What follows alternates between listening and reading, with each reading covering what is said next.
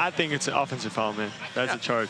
What a great way to put the number 8 pick on the hot seat as we welcome him to NBA TV. Deal with the challenge, but good afternoon. We got to start with the pronunciation, okay? Yegor's good? Yep. How about Dëmin? Dëmin, yes. Dëmin, yes. okay. I know you spoke to the media here in Las Vegas, gave a little bit of clarity, but we're all refining our games. Yeah, good to meet you. It was actually my fault about the pronunciation when I just got to America. I thought it's gonna be easier for everybody just to say Dëmin, right? But yeah, originally I have those 2 dots on top of the E, which means yo in Russian language. So. Tell me some of the names you heard people, how they butchered it. I mean, you said that because... Man. What's the craziest way you heard people say your name? Well, I think the most simple one that I'm hearing like every day, more than my actual name, is Egor. Okay. Obviously, because, well, which makes sense. You know, I'm not getting offended on that.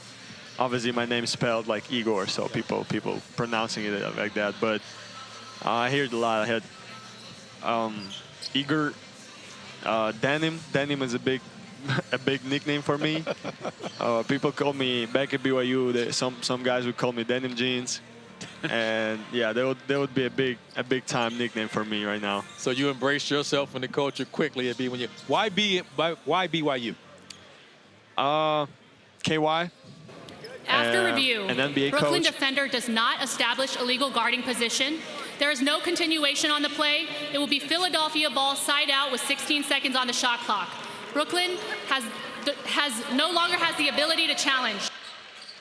Nice broadcasting skills, too. You lay out for the official announcement. Well done there. Taking our job, man. Yeah. But you were talking about your journey to Provo. Yeah. Well, first of all, as I said, I think the Coach Young, yes, obviously, you know, NBA coach. For me, going through this transition was important to be around people who knows where I'm trying to get, right? And who's going to teach me better about NBA and how to be an NBA player than an NBA coach? Right. So, and he obviously did a good job together with the organization of BYU, building around the NBA. I would say that, and a lot of staff members were from the NBA, right? Our strength and conditioning coach, our nutritionist, our psychologist, right, and mental performance coach. So it was just all about trying to make players from college a better transition to the NBA, right, and easier transition, which they did better, so much easier for me, right? And going to the league right now, I already know what to expect, pretty much, just in a theory part of it, right? Obviously, there's a lot of work to get done, body-wise and physically, but they prepared me. They gave me knowledge, right? And my task was just to be a sponge and try to learn as much as I can from these people. I'm reminded what Coach Hetzel told the media here in Las Vegas the other night, that your next step is to get in the weight room, right? To add muscle, to add body weight for this rookie season to come. What does that look like in terms of the day-to-day and the plan that they've set out for you? I think I might spend more time in the lifting room than on the court. Being honest, this is exactly where I'm focusing it right now, and I'm super aware of myself. I would say that, right? And what I need to get better at. So I'm living in the lifting room, right? And, you know, I'm not getting upset because I know how much work I put into this. So it's just a question of time. Did you lift today, even though you're not playing? No, okay. They didn't let me. They want me to rest. Sometimes they want me to rest, yeah. Draft night, how was the feeling? Draft night, man, that was amazing. Obviously, you know, it's hard to really even explain it when, you know, it was the first time for me and the first time for KY. That's why I really wanted him to be there, you know, and for him, I guess it was really exciting too to be on this side, right, for the first time. And I had my first coach, my Russian coach over there. I had my mom, my agent. So for everybody, it was a crazy experience, no less than for me. And it's a draft night. I mean, there's nothing much to say about that. It's just exciting. It's a special moment for all of us. That's for sure. Diego, you talked about coming to the United States, to college with the ambition of being a pro. I'm always curious, when did you know it was possible? You have this dream, right? But at what point along the journey you think, hey, I could really do this? Yeah, that's a good point that you're saying about the dream, because it always was a dream, right? From the young age, growing up, but it never really was a goal because I just couldn't really understand. You didn't know what you know. I didn't know how's it gonna happen, right? When is gonna be the moment when I'm like, oh, scouts know me, coaches know me. Like, how's it gonna look like? Somebody gonna call me, gonna call my parents, or like just the whole technical part of it, right? But moving to Spain obviously got me closer in general, physically, right, to the America, and it got me closer to the eyes of people who's, you know, influencing. And I would say my second year in Spain, I started seeing my name on the, you know, Draft board. yeah, like some type of boards, whatever it is, right? Ratings and all that. Ratings in Europe, ratings in the world, and all this type of stuff. Which was obviously not that big of a deal for me yet because I didn't know. But at the same time, now I'm like, oh, people start knowing that, you know, I'm Egor, I'm playing in Spain, I'm a basketball player, right? So at this point, I start realizing that, okay, that's the goal. That's not a dream anymore. Well, it is still a dream, but now it's another step that I can accomplish in my career. Since you've been in Brooklyn, what's it been like? Practicing, everything else, preparation leading into summer? The previous play is under review to see if it meets the criteria for a potential flagrant foul. Man, I didn't even see what happening on the court. In Brooklyn, it was, it's fun. I mean, that's a big city. And for me, it's nothing really new. I'm coming from Moscow. It's my hometown, so, which is really Great city. a really big Yeah. and busy city too. So for me, it's exciting to be in a city like that, you know, where people matters. It's all about people, right? It's all about environment. It's all about relationships and how good of a person you are as a basketball player. How much can I influence on the, you know, on the kids who's watching us, on people who's fans and all that. And it's a big part of who I am, that's for sure. So I had a lot of fun getting to know everybody. So watch to the left of your screen there. That's Yep. what we're checking out there. So don't do this. Almanza. This is what you don't do, right? Right. So when you see this, this is what's going to happen. So I actually did that earlier in the first game, I think. So After that's review, got to be flagging it. we deemed it a reckless closeout.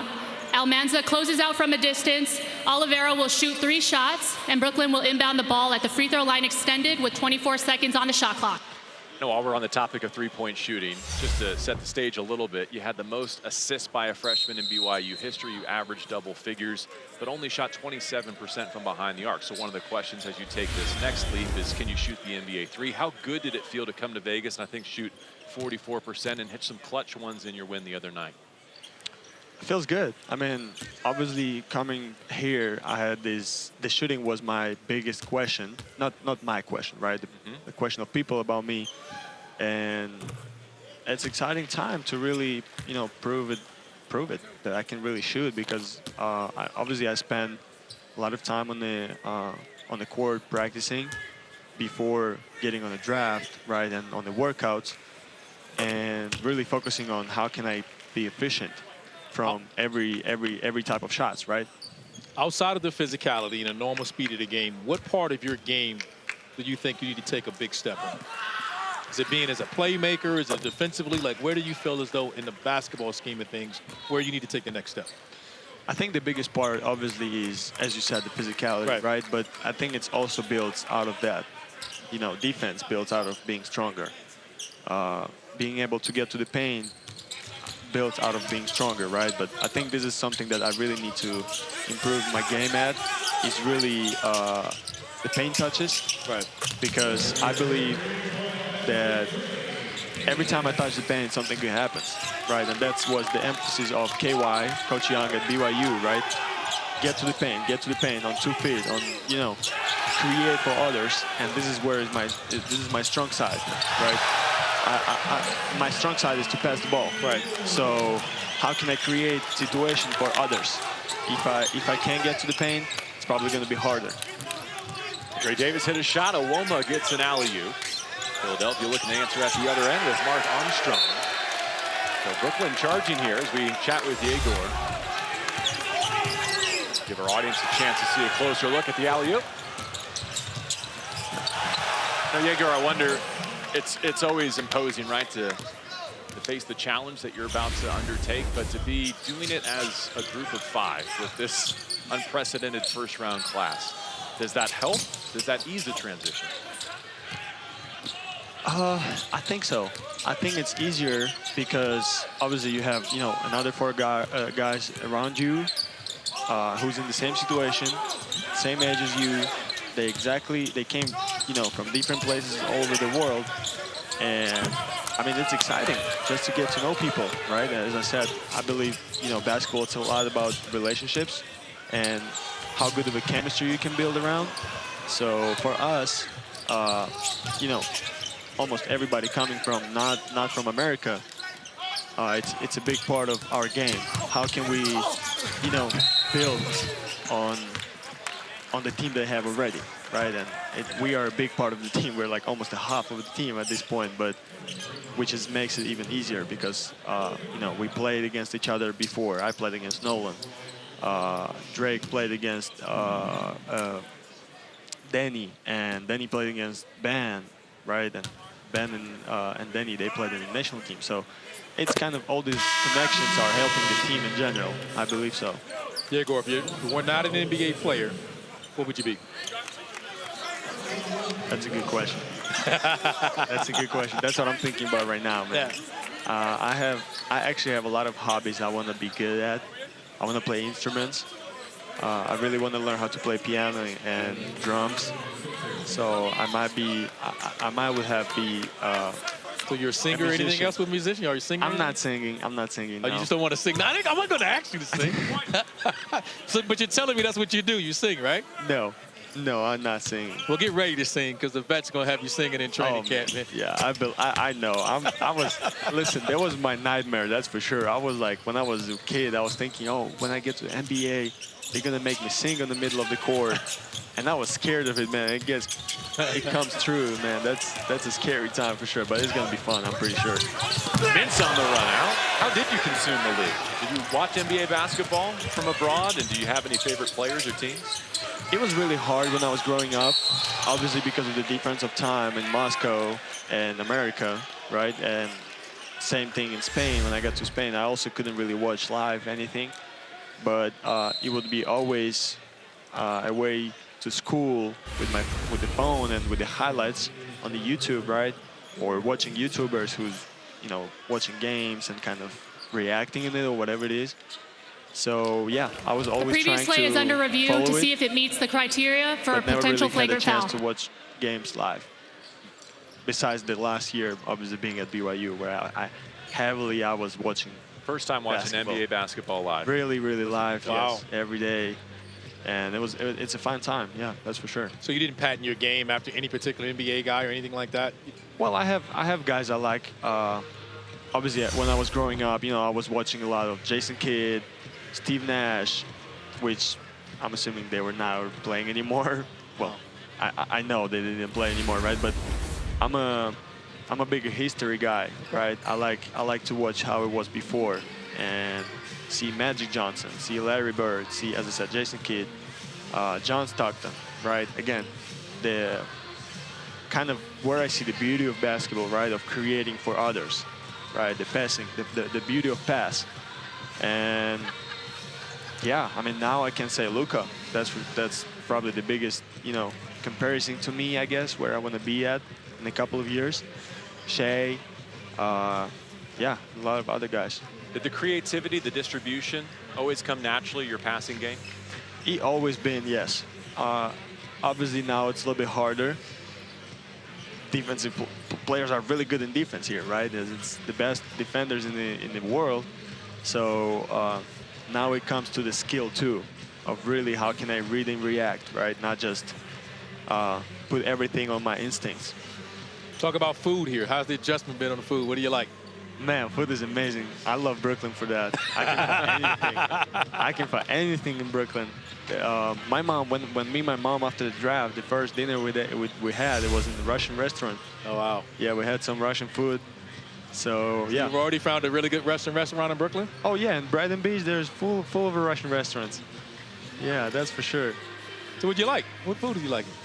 The Russian food? Not Russian, just In general? American food. I love, well, what is American food? That's true. That is very true. That is very With all respect, what is After American review, food, man? we have a reckless Barbecue? closeout by Slauson. He closes out from a distance, I like and there's a barbecue. high potential for injury. Brooklyn will shoot 3 free throws, and they will inbound the ball at the free throw line extended with 24 seconds on the shot clock.